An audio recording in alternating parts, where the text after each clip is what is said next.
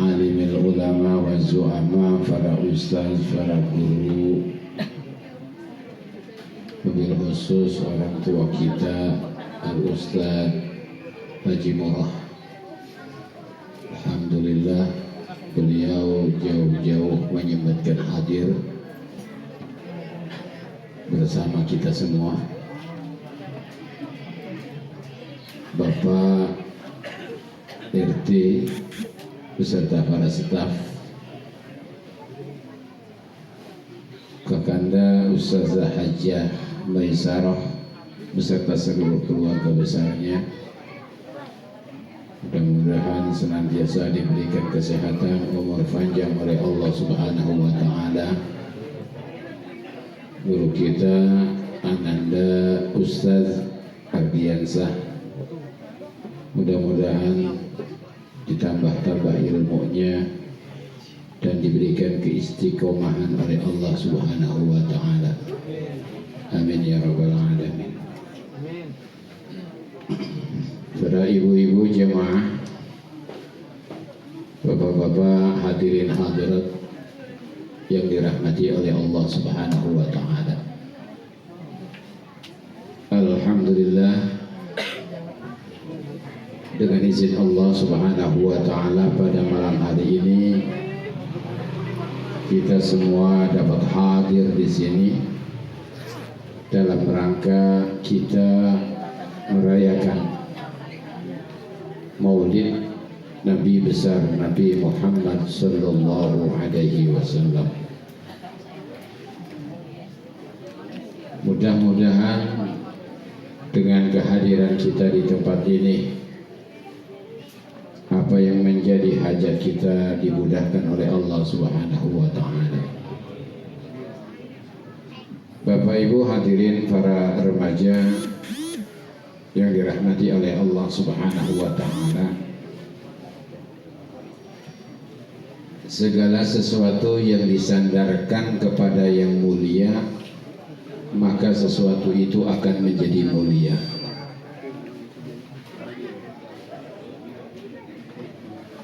Ketika sesuatu itu disandarkan kepada baginda Rasulullah Sallallahu Alaihi Wasallam, maka apapun sesuatu itu, maka sesuatu itu akan menjadi mulia lantaran kemuliaan baginda Rasulullah Sallallahu Alaihi Wasallam.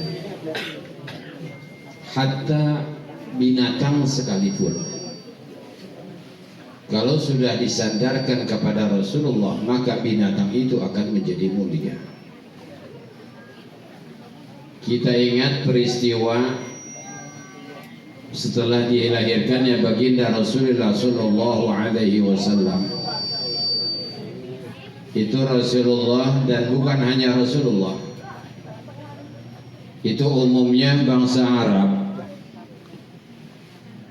Setelah melahirkan bayi, mereka itu cari orang-orang kampung untuk menyusui bayinya.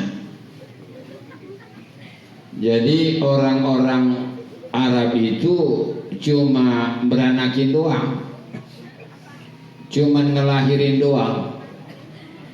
Giliran netain mah, giliran mau nyusuin itu nyari. Jadi orang-orang kaya di sana itu begitu, cari orang-orang kampung untuk menyusui, termasuk baginda Rasulullah Sallallahu Alaihi Wasallam. Ketika Rasulullah Sallallahu Alaihi Wasallam dilahirkan, maka Siti Aminah mencari siapa kira-kira yang akan menjadi seorang ibu susu baginda Rasulullah Sallallahu Alaihi Wasallam. Ada kelompok-kelompok yang datang dari daerah Taif. Jadi daerah Taif itu memang kebanyakan dari daerah Taif datang ke kota Mekah. Mereka itu berombongan datang ke kota Mekah. Ngapain mereka datang ke kota Mekah itu? Maksudnya mau mencari bayi-bayi yang akan disusui. Kenapa? Karena dengan menyusui bayi-bayi itu mereka akan mendapatkan upah. Mereka akan mendapatkan bayaran. Jadi mereka berjalan dari kota Taif dengan mengendarai, ada yang mengendarai onta, ada yang mengendarai keledai.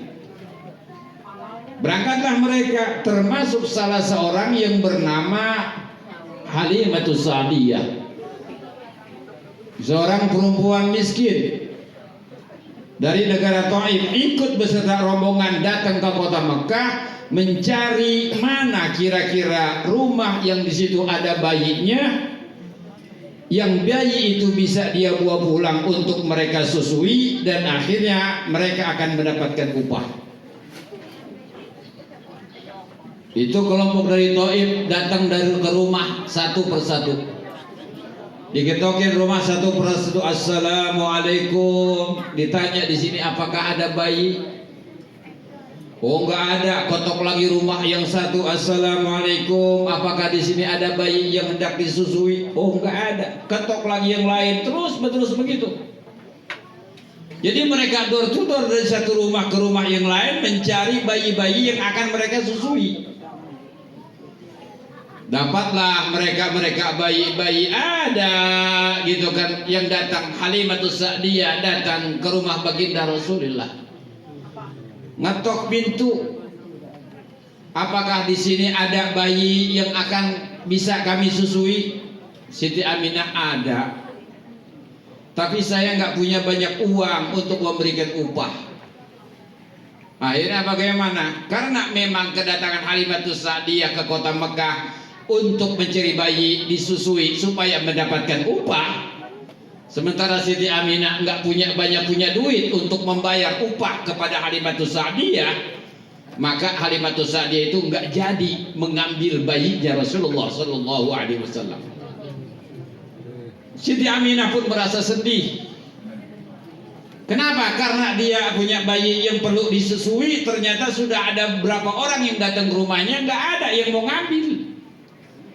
Karena Siti Aminah nggak punya duit untuk membayar. Termasuk Halimatus Sa'diyah berangkat lagi, nggak jadi ngambil bayi. Beberapa hari kemudian rombongan itu orang-orang dari Taif itu satu demi satu pulang. Akhirnya sepi. Habislah rombongan dari Taif. Mereka semuanya udah pulang, semuanya udah pada bawa masing-masing. Mereka semua udah pada bawa bayi, tapi bayi Rasulullah masih ada di rumah. Halimatus Sa'diyah juga pada saat itu belum dapat bayi. Akhirnya apa? Si Halimatus Sa'diyah balik lagi ke rumah Siti Aminah, ngetok pintu lagi. Assalamualaikum. Waalaikumsalam. Ada harapan Siti Aminah, ya Allah, mudah-mudahan ini orang jadi ngambil bayi saya. Ada rasa harapan. Akhirnya apa yang terjadi? Betul harapan Siti Aminah, Siti Halimatus Sa'diyah bersedia membawa bayi Rasulullah Sallallahu Alaihi Wasallam. Akhirnya apa? Dibawalah bayinya baginda Rasulullah Sallallahu Alaihi Wasallam. Itu dibawa. Itu kelompok yang lain udah pulang, udah berjalan begitu jauh. Sedangkan Siti Halimatus Sa'diyah di situ sendirian dengan satu ekor keledainya menurut satu riwayat. Pulanglah Halimatus Sa'diyah dengan menggendong bayi Rasulullah Sallallahu Alaihi Wasallam. Setelah Halimatus Sa'diyah itu duduk di atas keledainya, tiba-tiba keledai yang tadinya loyo karena beberapa hari nggak dikasih makan, setelah ada jasad Rasulullah di situ, itu langsung jadi gagah, jadi kuat itu keledai, jalan begitu cepat. Akhirnya apa? Itu rombongan-rombongan yang jalannya tadinya udah jauh, itu kekejar, keuber, kesusul kata bahasa sini mah. Iya, keuber semua. Dilewatin semuanya, sehingga orang-orang itu pada kaget, kok keledai yang tadinya begitu loyo lemes kok sekarang bisa nyusul kita. Terus jalan. Akhirnya apa? Itu rombongan yang tadinya jalan duluan akhirnya ketinggalan jauh, dan pada akhirnya Siti Halimatus Sa'diyah sampai ke rumah itu datang lebih dulu. Ada sebuah keterkejutan yang dialami Halimatus Sa'diyah. Apa? Itu kampungnya waktu dia berangkat begitu gersang karena lama panas. Pohon-pohon, rumput-rumput pada mati waktu beliau berangkat ke kota Mekah. Tapi begitu pulang dengan membawa sang bayi Rasulullah Sallallahu Alaihi Wasallam, itu kota Taif menjadi hijau. Rumput-rumput itu pada tumbuh. Daun-daun yang ada di pohon itu keluar semuanya. Halimatus Sa'diyah pun merasa terkejut. Ada apa ini? Begitu sampai di depan rumah, tambah kaget lagi Halimatus Sa'diyah. Di depan rumahnya waktu dia berangkat itu nggak ada rumput. Begitu sampai rumah banyak rumputnya pada saat itu. Datanglah ke depan rumah, diikatlah itu keledai oleh Halimatus Sa'diyah. Halimatus Sa'diyah masuk ke dalam rumah. Untuk apa masuk ke dalam? Untuk menaruh bayinya Rasulullah Sallallahu Alaihi Wasallam. Sekaligus untuk mengambil minuman, makanan untuk keledai yang dia bawa tadi. Tapi belum balik Halimatus Sa'diyah mengambil makanan untuk keledai. Ternyata rumput-rumput yang ada di depan rumah Halimatus Sa'diyah datang sendiri ke mulut keledai. Rumput itu berjalan sendiri menghampiri keledai dan menawarkan diri itu rumput kepada keledai supaya dimakan itu keledai. Kalau kata bisa, kalau bahasa kita mah, udah kata rumput, saya aja makan, saya aja makan, saya aja makan. Mereka rumput semuanya berebut pengen dimakan oleh keledai. Kenapa? Begitu berebut karena rumput-rumput itu tahu bahwa keledai tersebut baru saja membawa manusia yang agung, baginda Rasulullah Sallallahu Alaihi Wasallam. Inilah tadi yang saya katakan. Sesuatu itu bisa menjadi mulia kalau disandarkan kepada yang mulia. Apapun itu kalau disandarkan kepada mulia akan menjadi mulia. Termasuk keledai ketika disandarkan kepada Rasulullah, keledai itu menjadi mulia. Nggak perlu tuh keledai cari makan, makanan yang datang nyamperin keledai. Ini satu kemuliaan baginda Rasulullah Sallallahu Alaihi Wasallam. Kayaknya wajar lah kita bikin maulid, karena juga kita pengen menjadi mulia dengan adanya maulid. Kita pengen nama kita disandarkan juga bersama baginda Rasulullah Sallallahu Alaihi Wasallam. Di dalam kitab Nihayatuz Zain karangan Al-Imam Nawawi Al-Bantani, ketika membicarakan tentang zikir-zikir setelah sholat, di situ disinggung bahwa semua zikir itu tidak diterima oleh Allah Subhanahu wa taala kecuali dia ngerti maknanya dan hadir hati. Maknanya yang dia baca hadir, dan maknanya yang dia baca dia ngerti, dan hatinya juga hadir. Itu yang diterima. Ya, yang lain daripada itu gak diterima kecuali membaca Al-Quran dan membaca salawat kepada baginda Rasulullah Sallallahu Alaihi Wasallam. Baca Al-Quran, biar kata kita nggak ngerti, kita baca aja, kita baca. Kita nggak ngerti, kadang-kadang tajwidnya juga kita nggak tahu. Ini namanya izhar apa ikhfa, idgham apa iqlab, tapi bacanya benar. Tapi kalau ditanya nggak tahu. Kayak nenek-nenek baca Quran, benar bacaannya. Coba tanya kita, ya mak, ini namanya apa? Izhar apa ikhfa? Tahu, nggak tahu. Ya kagak tahu. Tapi giliran baca mah benar. Baca Al-Quran, ditanya artinya, ya boro-boro. Emang kayak orang sekarang, dikit-dikit pengen tahu artinya, dikit-dikit pengen tahu artinya, kan gitu. Ya bacanya aja belum bener, artinya aja pelajarin. Wah, beli Qurannya Quran terjemah.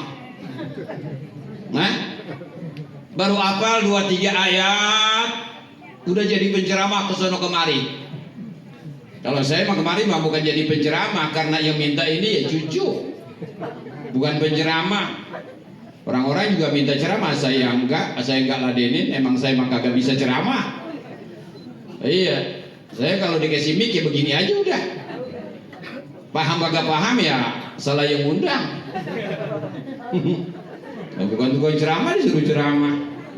Tapi memang saya merasa udah keutangan. Mau Ustaz Ardi, kemarin waktu saya haul, gampang dia saya telepon. Ardi mau haul engkong. Iya Bi, dia manggilnya Abi. Iya Bi, iya lu datang, bawa tim hadroh lu. Datang bawa tim hadrohnya. Enak gitu. Kemarin mau bikin maulid begitu juga. Ardi bawa tim hadroh, gua mau bikin maulid. Siap Bi, enak gitu kan. Udah 2 kali, tinggal telepon-telepon doang. Giliran kita sama begitu juga lagi di telepon doang. Assalamualaikum Abi, ya Abi sehat, alhamdulillah. Gua kata nih orang apa nih bahasa basinya nih. Ntar ujung-ujungnya juga nih gua liatin aja endingnya kayak apa boleh. Ujung-ujungnya bener. Orang-orang mau ngundang ceramah tuh ke rumah, wah bawaannya luar biasa. Iya, DP-nya lain. Bener. Pakai DP sekarang mah kalau nggak pakai DP ya nggak diladenin. Hah? Apalagi muludan sekarang kan orang muludan kayak lagi pada dendam ini muludan kan. Kenapa? Karena udah 2 tahun nggak pada muludan. Nih alhamdulillah nih sekarang nih muludan udah boleh. Ya katanya besok mau PPKM lagi, bodoh dah PPKM apa endah. Kagak ngerti gitu-gituan. Alhamdulillah kita sekarang muludan udah boleh kumpul-kumpul. Kemarin kan ribet kita. Kesono kumpul kagak boleh, gini nggak boleh, kemana-mana suruh pakai masker mulu masker dipakai. Kan ngap ya gitu pakai masker mulu. Pakai masker, cuci tangan, makannya belum. Cuci tangan. Iya. Kayak saya kemarin nih cuci tangan belum, makan belum. Ntar begitu kalau ngundang ceramah ini telepon teman. Mungkin saya sih husnuzon aja. Iya sih dia nggak datang lewat telepon, nggak apa-apa yang namanya cucu barangkali ntar aja waktunya pulang dari ceramah sekalian kali. Saya mau husnuzon aja.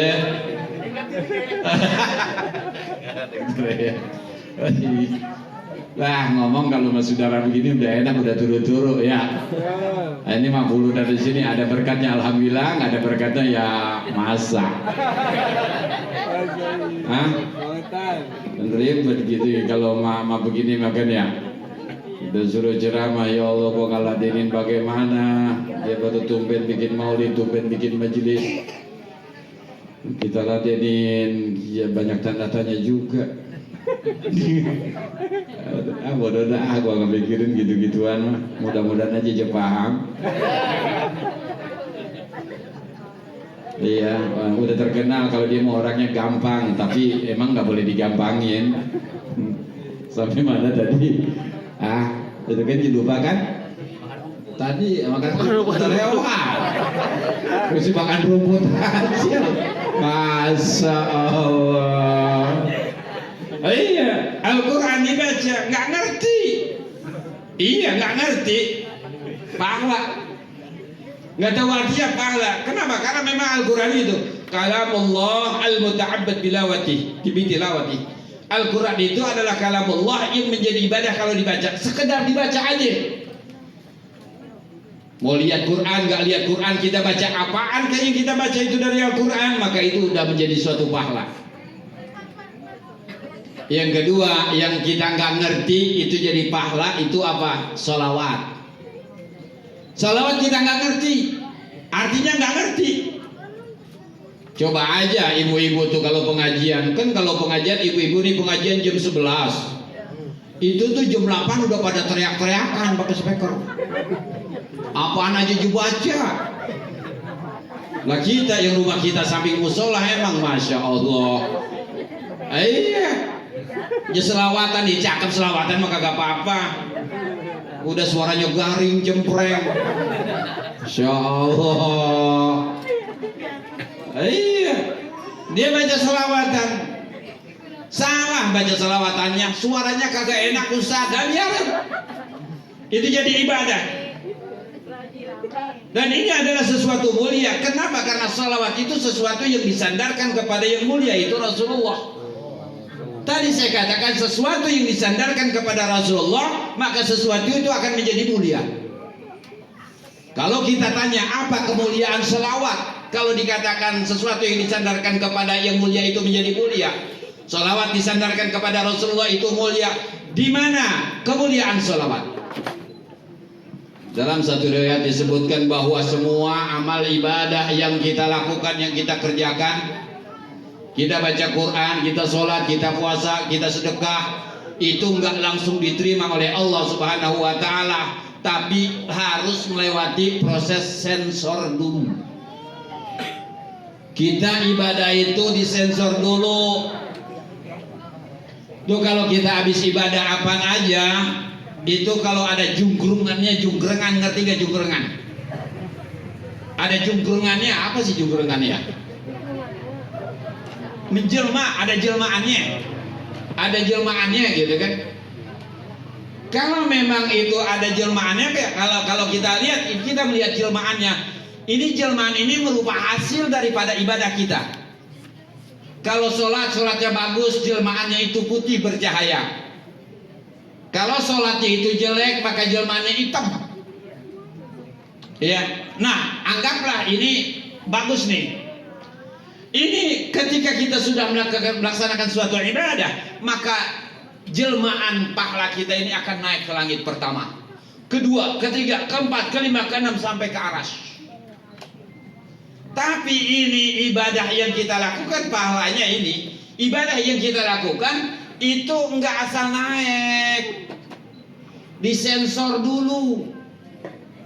Di langit pertama tuh disensor, ada tukang sensornya.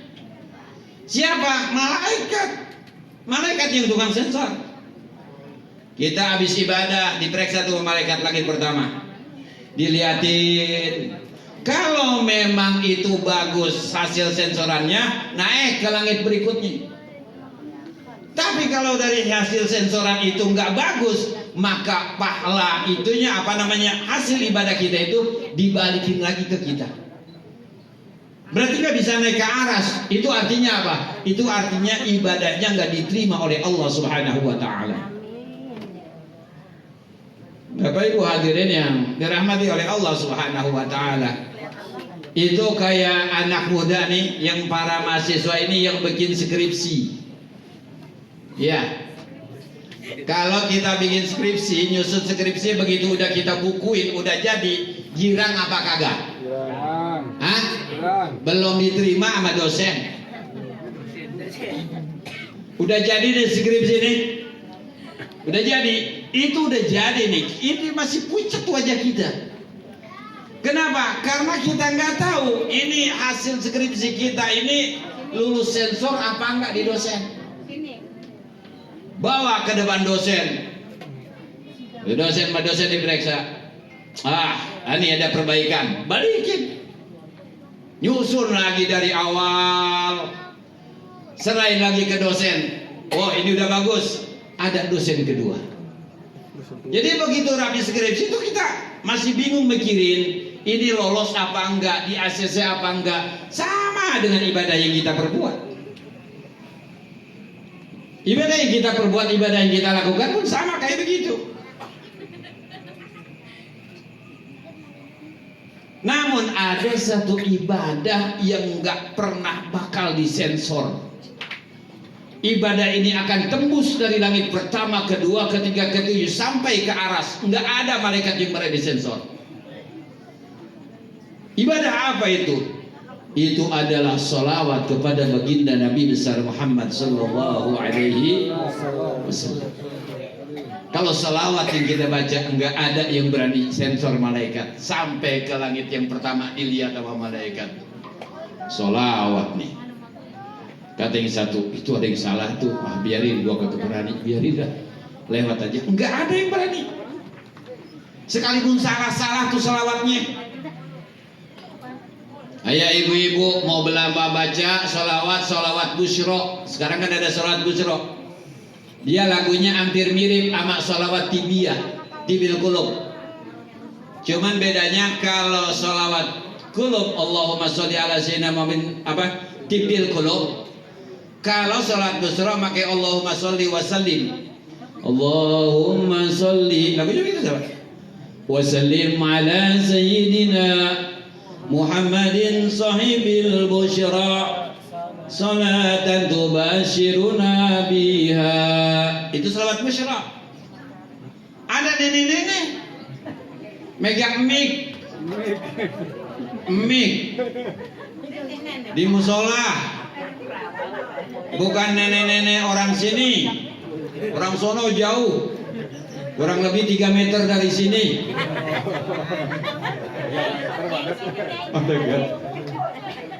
Ini datang ke musola kucuk belum ada orang, dia yang nyalain kipas angin. Yang nyalain kipas angin dia. Iya, yang nyalain mic dia. Dia udah hafal, tinggal pencet-pencet doang. Emang musola udah disiapin, nggak pakai colokan. Sekarang mic ngapa? Takut nenek-nenek salah colok. Jadi sekarang modelnya itu ke musola udah tinggal pencet doang, dipencet aja nyala tuh udah speaker. Datang tuh nenek-nenek ke musola aja nyalain kipas, jadi mic dah. Iya, jadi duduk aja sila senderan. Mirian hatinya sampai gudumul, kemana ya orang kalau mau ngaji hari belum pada datang, udah siang banget. Akhirnya apa aja, selawatan aja udah sendiri dah. Salawat gua mau selawatan dulu kebetulan gua punya salawat baru nih dari Jirojak. Salawat apaan? Salawat busyro. Saya dapat ijazah tuh salawat busyro dari Habib Segaf Baharun di Jawa Timur. Ya, kalau mau diamalin, amalin. Itu bacanya sedikit, cuman 41 kali. Habis sembahyang subuh. Allahumma sholli wa sallim ala sayyidina Muhammadin sahibil busyra salatan tubashshiruna biha wa ahlana wa auladana wa jami'a masyina wa alibina talabatana talibatina min yaumina hadha ila yaumil akhirah.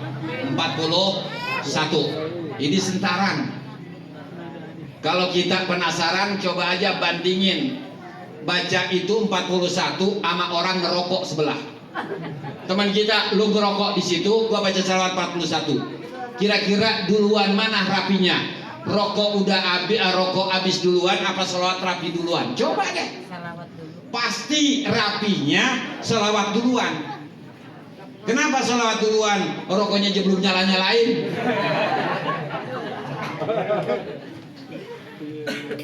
Salawat duluan. Itu dibacanya 41 kali. Habis sholat subuh. Jangan ketinggalan. Jangan luput. Jangan absen. Pokoknya habis main subuh baca 41, habis main subuh baca 41. Ntar kita rasain manfaatnya.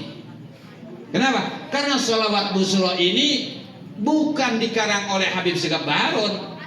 Habib Segaf Baharun didatangi oleh Rasulullah dan Rasulullah mengajarkan langsung itu ke Habib Segaf Baharun. Jadi ini salawat lafadznya memang langsung daripada baginda Rasulullah Sallallahu Alaihi.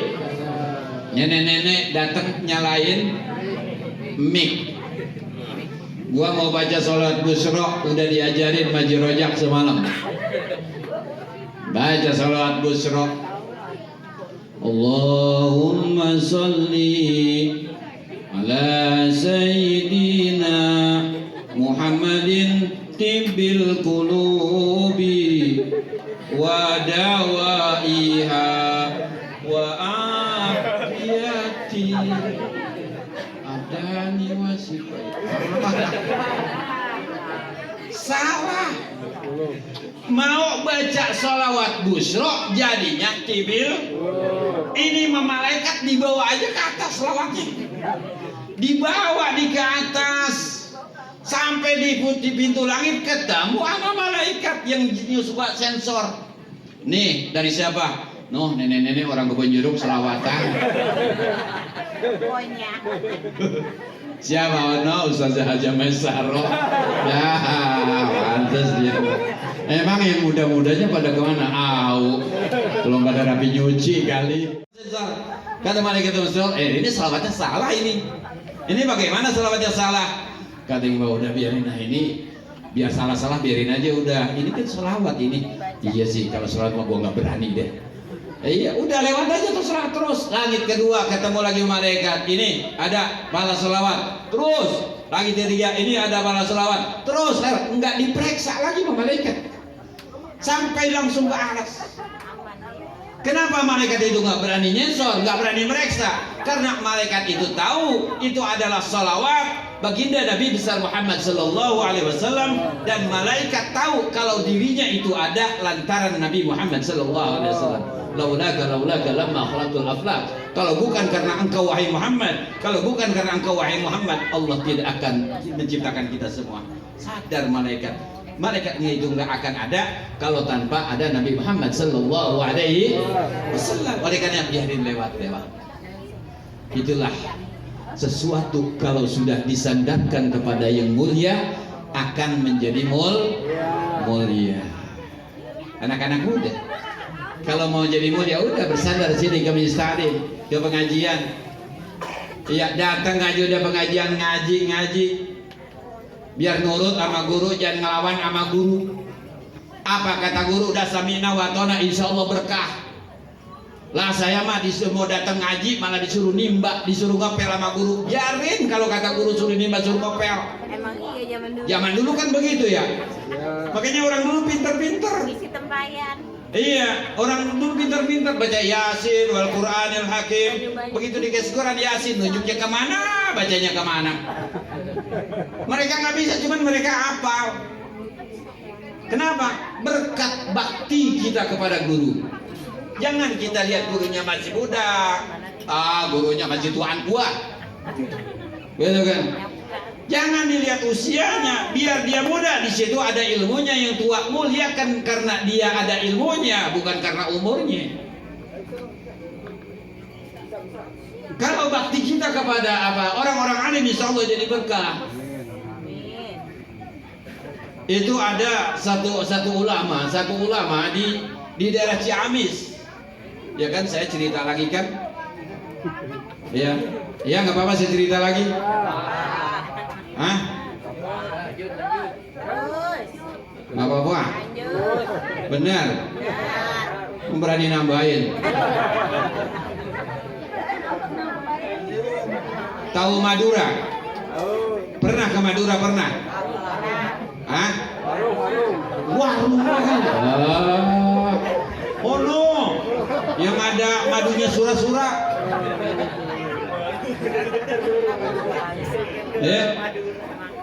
Kalau tuh yang tukang-tukang ziarah tuh, kalau Haji Murad tuh, Ustaz Haji Murad tahu tuh, ya, nyebrang laut, nggak pakai nyebrang laut sih, nyebrang jembatan. Suramadu, di situ-situnya doang tuh surau ada madunya, jadinya Suramadu.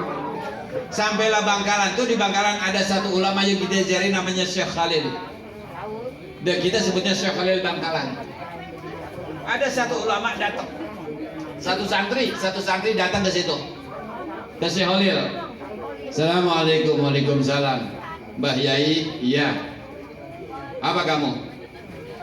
Saya pengen ngaji. Kata Mbah Khalil, ngaji? Ngangon kambing? Datang dari Ciamis ke Madura maksudnya mau ngaji, kata gurunya ngangon kambing.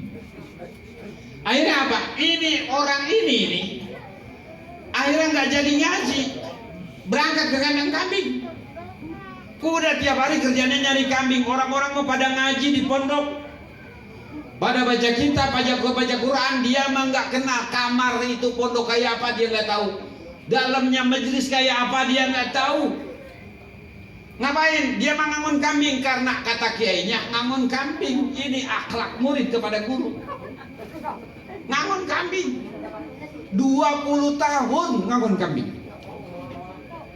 Ada orang sini yang sanggup begitu. Ya, mau ngangonnya juga di mana? Udah jadi kompleks semua ya. 20 tahun itu ngangon kambing. Nah, emaknya sama bapaknya yang dari Ciamis didesak sama masyarakat. Ini kampung udah nggak ada kiainya. Iya, ini siapa? Anak lu kan di pesantren, udah 20 tahun. Udah 20 tahun mah udah bisa kali ngaji. Udah 20 tahun. Iya. Ya, bagaimana ya? Ya ntar dah. Gitu. Akhirnya diparanin dah. Kata bapak emaknya ini di jalanan, yang namanya anak kita 20 tahun mondok ya. Masa iya 20 mondok, 20 tahun mondok nggak bisa ngaji. Gitu kan. Udah ntar kita temuin kiai, kita bawa, kita pamit pulang sampai ke pesantren. Begitu sampai di pesantren, ketemu sama lurah pondok, pimpinan pondok, bukan kiainya, bukan. Begitu ketemu ditanya, ada yang namanya Fulan? Nggak ada Pak, di sini yang namanya Fulan. Iya, namanya si Fulan. Iya, itu namanya, saya lupa itu namanya ya. Nggak ada yang nama itu. Ada, itu anak saya 20 tahun udah pesantren di sini. Pak, saya ini ketua kamar, saya ketua kobong, saya ketua asrama. Dari dulu sampai sekarang nggak ada yang namanya itu. Akhirnya nih orang tuanya bingung. Dia naruh anaknya di situ, kok katanya nggak ada yang namanya di situ. Ya akhirnya datanglah ke rumah kiai. Sampai rumah kiai, datang rumah kiai. Kiai, saya kan waktu mau jemput anak saya. Siapa namanya? Si Fulan. Nggak ada yang namanya si Fulan mah, kata kiai. Lupa kiai juga. Kenapa? Udah 20 tahun nggak pernah ketemu. Karena nih orang mainnya cuma di kebun, ngangon kambing. Bingung dia. Akhirnya apa? Akhirnya dikumpulin lah semua santri. Akhirnya ada yang ngomong, jangan-jangan yang di sono kali ya Mbah Yai, yang di hutan, yang tukang ngangon kambing.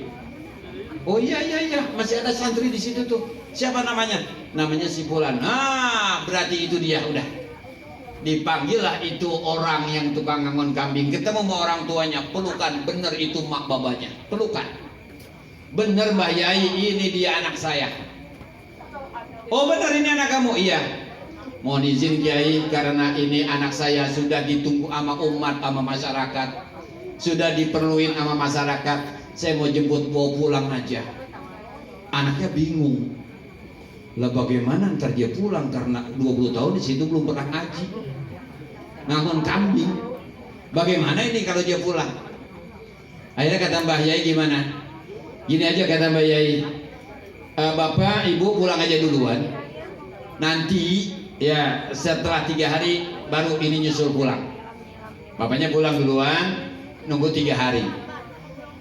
Hari pertama dibawa ini anak sama Mbah Yai Khalil ke pinggir laut. Dibawa, ayo kamu ikut ke laut. Ikut ke laut. Ayo, ini ada air laut, kamu minum sedikit. Kata Mbah Yai, kalau ini kamu minum air laut rasanya manis, pulang. Boleh pulang. Tapi kalau kamu minum ini rasanya masih asin, jangan pulang. Gitu kan. Kira-kira kalau kita begitu bagaimana? Nah, begitu kita minum rasanya asin apa manis? Kata Mbah Yai, kalau diminum rasanya manis, pulang. Kalau rasanya asin, nggak boleh pulang. Tetap di situ berarti. Diuyup tuh. Diuyup. Tanya, bagaimana? Asin Mbah Yai. Udah, berarti kamu belum boleh pulang. Ya, udah, nggak jadi pulang tuh. Hari kedua dibawa lagi, ayo ke laut lagi. Barangkali udah berubah tuh air laut jadi manis. Bawa lagi ke laut. Coba minum lagi. Kalau manis, pulang. Kalau asin, jangan, diminum lagi. Ternyata itu air laut masih asin, berarti nggak boleh pulang. Hari ketiga dibawa lagi Mbah Khalil, disuruh minumin lagi. Sekarang ini hari ketiga, hari terakhir. Orang tua umat di kampung udah pada nunggu karena kamu udah 20 tahun di sini. Sekarang kamu minum ini hari terakhir. Kalau rasanya asin, kamu tetap di sini. Tapi kalau kamu minum ini rasanya manis, kamu boleh pulang. Bismillahirrahmanirrahim, diminum itu air. Di airnya emang gelasnya begini nih. Dari baru sampai.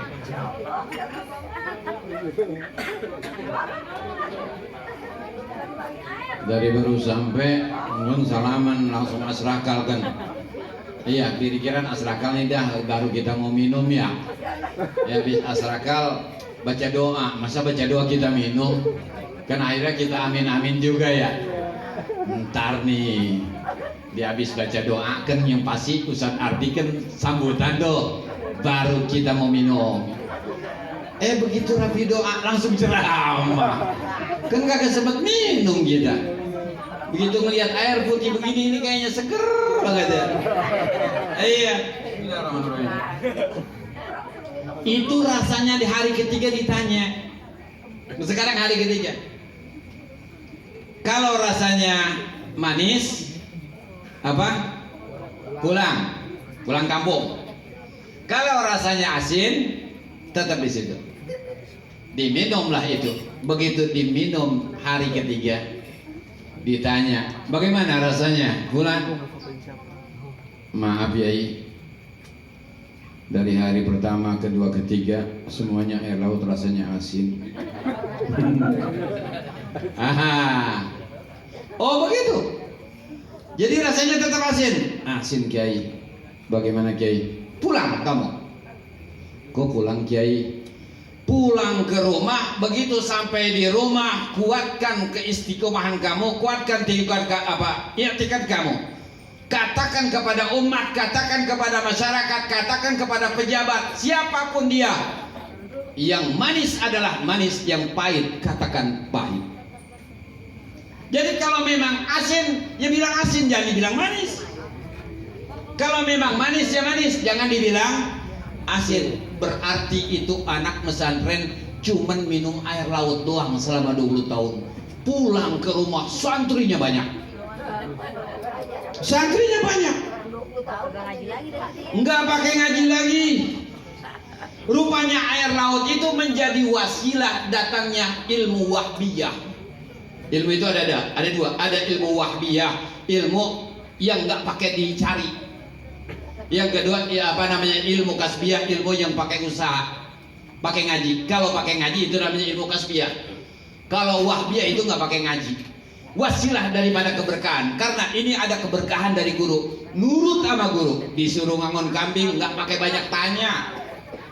Langsung aja ngangon kambing, pulang ke rumah jadi kiai besar. Salah satu muridnya yang jadi itu adalah Aang Nuh yang ada di Cianjur.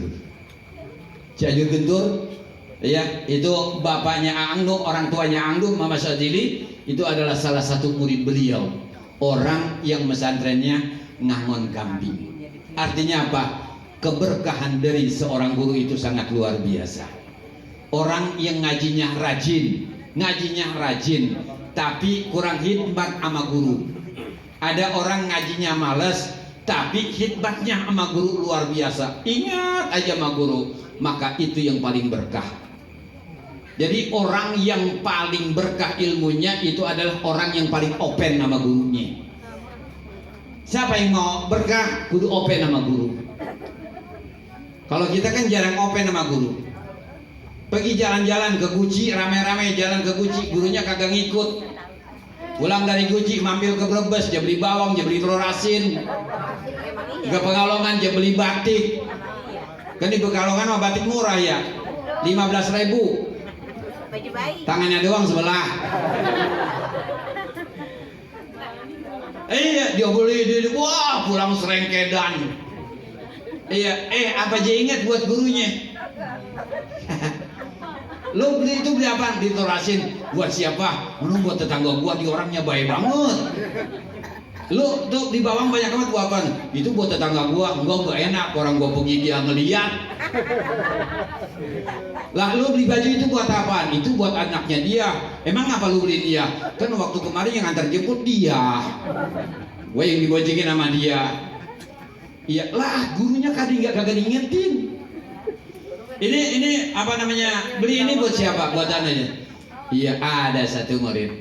Siapa ini? Nih. Oh, beli apaan? Ini lagi nyari ini nih, kayaknya kain bagus-bagus nih, kain kayaknya nggak ada di Jakarta. Lu kan perempuan, ngapain beli kain? Anak gua kan ngaji mau Ustaz Ardiansah.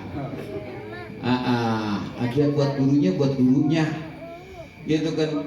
Nah itu tuh anak tuh yang beliin kain Ustaz Ardi, ngajinya jarang-jarang, seminggu tuh paling 2 kali, tapi open sama guru ya, pergi kemana aja ngikutin oleh-oleh, bulanannya ingat biar ngajinya jarang-jarang. Ma bulanannya ini murid dari saya, bukan pesanan, ntar katanya pesanan lagi. Hah? Saya mah cuma ntar minta nungguin kombeannya aja. Itu yang berkah ya. Jadi khidmat kita sama guru, ngabdi kita sama guru. Jangan pernah kita ngecewain guru. Kalau kita udah bikin senang guru, kita bikin guru itu tersenyum, insya Allah ilmu kita berkah. Amin. Ya, amin ya rabbal alamin. Udah cukup dah ya. Ya, jadi kita ambil kesimpulan bahwa sesuatu apapun akan menjadi mulia kalau disandarkan kepada yang mulia. Itu yang pertama. Yang kedua, kalau kita ingin berkah, maka abdikan hidup kita kepada guru kita. Mudah-mudahan apa yang saya sampaikan ini bermanfaat buat kita semua. Amin ya rabbal alamin. Kita doakan mudah-mudahan guru Ustaz Ardiansah panjangkan umur, sehat walafiat, dimurahkan rezekinya, dikuatkan keistiqomahannya oleh Allah Subhanahu wa taala. Itu lagi satu buat empok saya. Ya, itu empok udah tinggal berapa biji, empok saya banyak-banyak. Iya, tinggal ini ada satu nih. Iya, ini empok saya nih paling cakep, biar udah tua wajahnya. Wah, saingan malu namanya. Luar biasa.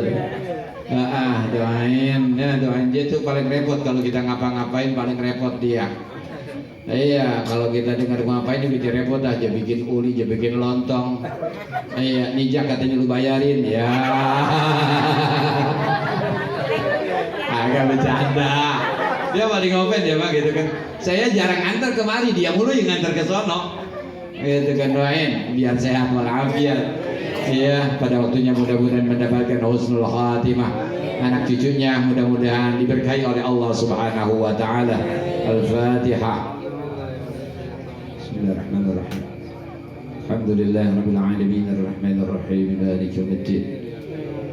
Iyyaka na'budu wa iyyaka nasta'in ihdinas siratal mustaqim siratal ladzina an'amta 'alaihim ghairil maghdubi 'alaihim waladdallin. Demikian dari kiriman maaf wabillahi taufiq wal hidayah. Assalamualaikum warahmatullahi wabarakatuh.